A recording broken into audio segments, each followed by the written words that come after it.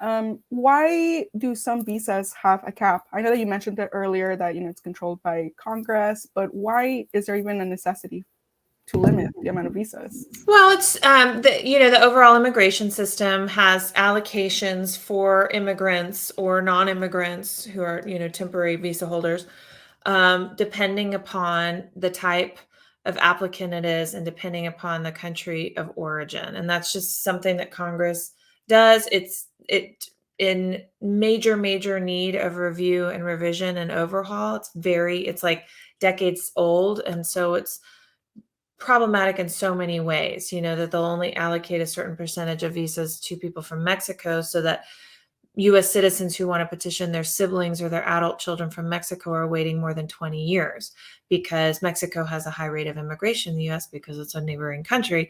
And so, it doesn't make sense that we limit it. But the U visa is another example where Congress limited that to 10,000 a year. It's too low.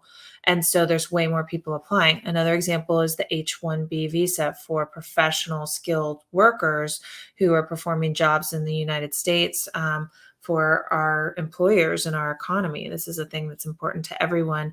And a typical worker for an H-1B is someone who maybe studied in the U.S., even graduate school in the U.S. They've got really specialized knowledge and they're needed for a job at a U.S. company, but that company can't get them the visa that they need because there's a stupid cap. And so a lot of these, they call it a brain drain, that a lot of these people are going to other countries. They're going to Canada. They're going where they can get legal status and they don't have to fight so hard.